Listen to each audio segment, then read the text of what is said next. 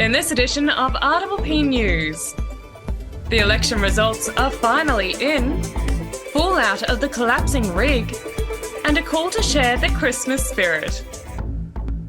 Hello, I'm Catie Sharp. Welcome to the latest edition of RPPV News, bringing you stories from across Frankston and the Mornington Peninsula. After a nail-biting couple of weeks, the state election results have finally been formally declared, and 2/3 of the peninsula will be governed by the opposition. Hastings is running red with the confirmation of Labor's Paul Mercurio as their representative, but both Nepean and Mornington will be Liberal seats represented by Sam Groth and Chris Cruther, respectively. RPP's Tracy Hutchison spoke to both Liberal victors on Peninsula Talks. Sam Groth told her that even in opposition, he will fight for funding for the Rosebud Hospital. It shouldn't be a political football that gets thrown around. People's health is not something to gamble with. It's not something to play politics of the day with. Rosebud Hospital needs an upgrade now. It would be great if they would commit to the two-stage development like we did, the full $340 million. But Rosebud Hospital needs to go up to speed. The operating theatres are currently shut down. There's not enough dialysis services, the oncology wing. The emergency department struggles. You talk about a COVID wave coming through again. They've got no isolation rooms, no ventilation, no way to open up the windows, no lifting devices. The hospital needs to be done. And so my approach as a member for Nepean is going to be to sit down with every single person possible and push the case, not because it's what I want, but it's because what the community needs. What the results mean is Paul Mercurio, now the elected Member of Parliament for the seat of Hastings, has resigned from his role as representative of the Watson ward on the Mornington Peninsula Shire Council. The Victorian Electoral Commission will now hold a by-election to determine the ward's new representative. This is expected to take place by March 2023. In the meantime, Watson ward residents wishing to raise ward-related issues should contact either councillor support, the Mayor, Steve Holland, or Deputy Mayor, Deborah Marr. In a scene that sounds straight out of Oliver Twist, the Southern Metro Regional Crime Team has arrested 7 young people in relation to a string of aggravated burglaries over the past week. Detectives arrested them all at a house in Bond Beach on Wednesday. They have been linked to multiple aggravated burglaries and motor vehicle thefts across the state, including Mount Martha and Frankston. 4 of the stolen cars were found at the house. The oldest person charged was an 18-year-old Narre Warren man, and the youngest was a 14-year-old girl from Dramana. Teenagers from Frankston, Mornington and Carrum Downs have also been charged.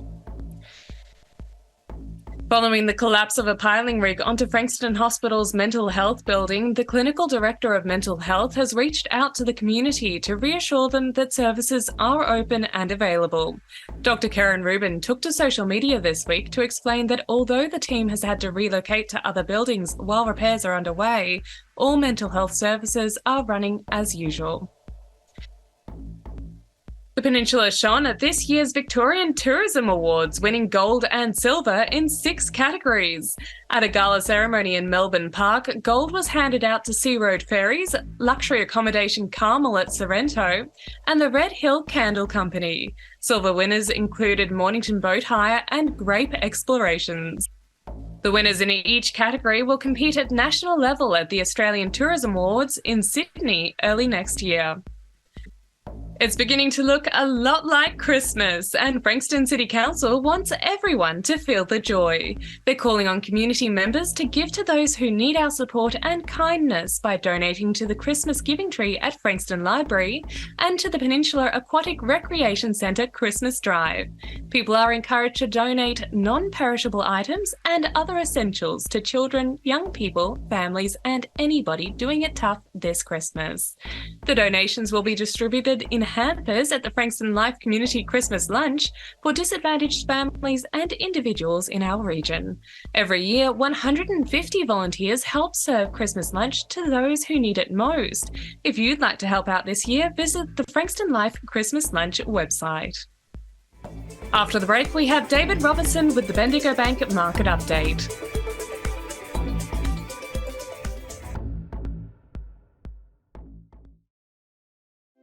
Everyone knows Australia has 4 big banks, but the 5th biggest retail bank is snapping at their heels. It's a bank that's been around for over 160 years, can be found in over 500 locations nationwide, looks after over 1.8 million customers, and is regularly voted one of the most trusted brands out of all the thousands of brands in Australia. Who is this fantastic number 5? Yep, it's Bendigo Bank. The better big bank.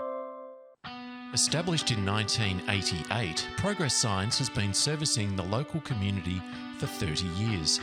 Located on the Mornington Peninsula, they are the #1 destination for all your signage needs, specialising in a variety of signage from vehicles to shop fronts, occasional and corporate events, short-term, long-term and everything in between. If it's signs you need, be it large or small, Progress Signs is the place to call. Available 24/7 at progress-signs.com.au or call the team on 5975 9188. Thinking signs? Think Progress Signs, a station sponsor.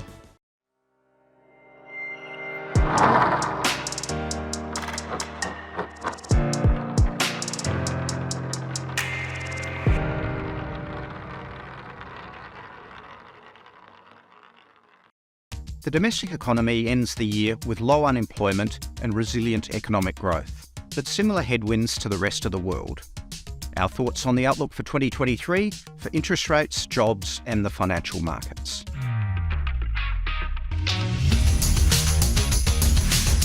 The latest GDP data showed economic growth of 5.9% over the last year to September 30th, a stellar recovery from the Delta lockdowns just over a year ago, but marking the top of the economic cycle before the full force of the RBA rate hikes start to weigh on the economy. GDP growth for the quarter was 0.6%, down from 0.9% in the June quarter, and from here, the accumulation of 3% of rate hikes since May will hit demand and household spending, especially early in the new year.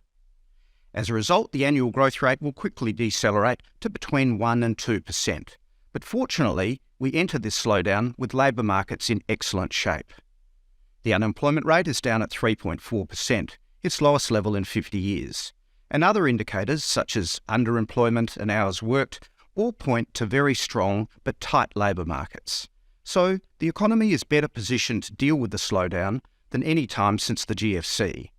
However, with another RBA rate hike likely in February, taking the cash rate to 3.35%, this will start to take the momentum out of the jobs market and likely push the unemployment rate back above 4% by the end of 2023. Rate hikes impact the economy with a lag, but the inflated cost of all goods and services is already hitting household budgets, and high inflation means real incomes are falling and asset values being eroded.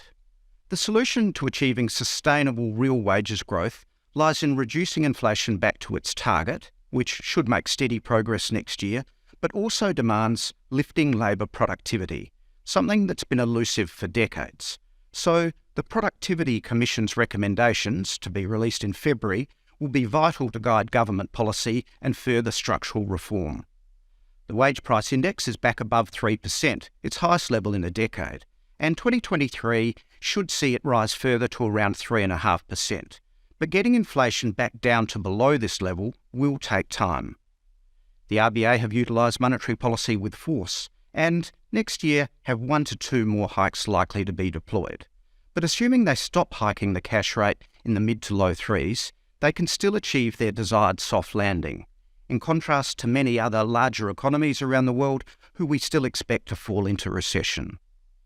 The financial markets remain volatile, weighing up these relativities and trying to get a handle on whether inflation has peaked and how quickly it might normalise. Many other central banks are taking official rates to around 5%, making a soft landing much less likely. So in 2023, the key variables will be how quickly inflation starts to fall, how interest rate sensitive various parts of the economy prove to be, and supply factors and related policy settings, for example, China's COVID-0 policy. The Australian dollar is a good proxy for risk appetite in Asia Pacific, so its recovery from just below 62 to 68.5 US cents is encouraging locally. And while this primarily related to the US dollar losing some of its recent strength, policy settings in China were also a contributing factor. In 2023, while we still expect a mild appreciation for the Aussie, volatility across the markets will remain elevated. And so Australia staying out of recession may more reliably translate to further gains on a trade-weighted basis than against the volatile US dollar. And lastly, property values remain on the defensive, with the peak-to-trough fall now 7% nationally, around half the likely decline. But one of the consistent aspects of 2022 has been just how uneven these price movements have been, by state, region and by attribute. So 2023 will see further falls, but still with clear examples of outperformance and resilience. And that's the market update from Bendigo Bank, with best wishes for the holiday season. Thanks, David. Let's now take a look at this week's weather report. As we all know, it has been a very strange start to summer with all types of extreme weather. Let's see if that's due to change anytime soon. Today, Sunday the 11th of December, brought us a partly cloudy but at times warm day with late showers developing. We reached a top of 27 and a low of 12. Monday brings us a wet, windy day with a top of 17 and a low of 11. Tuesday sees those showers increasing, bringing us a high of 17 and a low of 10. Wednesday, the 14th of December, brings us some relief from the rain with a mostly cloudy day. We can expect a high of 16 and a low of 8. Thursday brings us another cloudy day with a 50% chance of rain over the peninsula. We are looking at a high of 16 and a low of 9. Friday brings us much the same with a high of 17 and a low of 10. And finally, Saturday brings us a mild, partly cloudy day with a top of 17 and a low of 10. And that's all from our team here at RPPV News, serving the community with stories that matter to you. Keep watching and do tell your friends. We're going to leave you with some footage of local motorcyclists bringing the Christmas spirit to Mornington Main Street. Bringing you the news from coast to coast across Frankston and the Mornington Peninsula, I'm Catie Sharp. See you for the next edition.